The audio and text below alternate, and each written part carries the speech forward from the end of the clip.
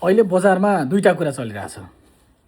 एउटा कुरा चाहिँ सागर लम्साल बलेको 1 वर्ष अगाडिको बलात्कारको कुरा र अर्को द बङ्कर भन्ने शोमा तत्कालीन अख्तियार दुरुपयोग अनुसन्धान आयोगका प्रमुख लोकमान सिंह कार्कीको विषय। यो दुईटा कुरा अहिले नेपालको सामाजिक सञ्जालमा एकदमै भाइरल भएर चलिरहेको छ र त्यही विषयमा बहस भइरहेको छ। एउटा कलाकार बलेको, सागर लम्साल बलेको विषयमा एउटा ठुलो बहस सिर्जना भइसकेको छ, किनभने सेलिब्रिटीहरूदेखि लिएर सबै मान्छेहरू त्यसमा इन्भल्भ भइसकेका छन्। पक्ष वा विपक्षमा दुईटा खालका बहसहरू चलिरहेका छन्। विशेष गरेर सागर लम्साल बले दोषी हो या निर्दोष हो भोलि समयले बताउला, अझ परिस्थितिले बताउँदै जालान्। उनको बारेमा आजभन्दा अगाडि पनि केही कुराहरू बजारमा नआएका होइनन्। उसको बारेमा पहिला पनि बजारमा 2-3 कुराहरू आइसकेका थिए। ती कुराहरू बिस्तारै सेलाउँदै सकिँदै गइरहेको अवस्थामा अहिले यो नयाँ विषय आएको छ र यसले एउटा चर्चा ल्याइरहेको छ र उनीहरूको पारिवारिक टाइपका मान्छेहरू पनि भएको कारण यी कुराहरू बिस्तारै सेटल आउट हुँदै जाला, अथवा यो के हो यो विषय अझै आउला। अब त्यो बहिनीले पनि धेरै कुराहरू अझ भन्न बाँकी छ जस्तो लाग्छ मलाई, हैन? त्यत्तिकै सामान्य हिसाबमा रेप भएको कुरा चाहिँ बाहिर आएको हो जस्तो मलाई लाग्दैन। त्यसको विषयमा अझ केही चर्चा परिचर्चा होला। दोस्रो कुरा लोकमान सिंह कार्कीको कुरा।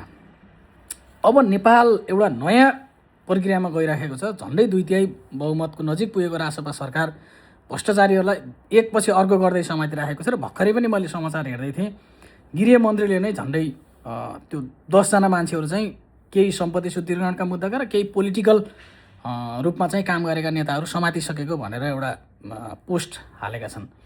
यसलाई हेर्दाखेरि नेपाल अब भ्रष्टाचार विरुद्धको एउटा महाअभियानमा यस्तो तरिकाले होमिँदै गइरहेको छ र यसले बिस्तारै बिस्तारै केही आशाहरू चाहिँ पलाउँदै पनि गएको छ र ती भ्रष्टाचारीहरूको विरुद्धमा एउटा अभियान छेडिएको छ भन्ने पनि मलाई लाग्छ।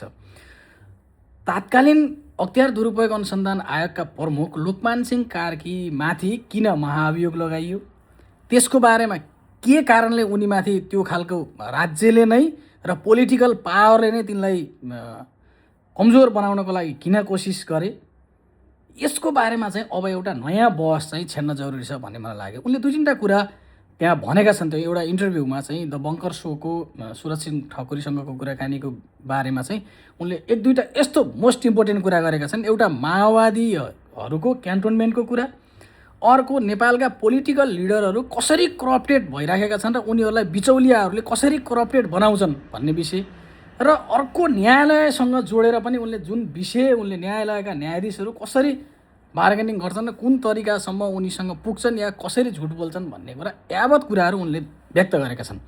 त्यसकारण यो विषयमा अब एउटा नयाँ बहस हुन जरुरी छ र नयाँ बहस हुँदैछ।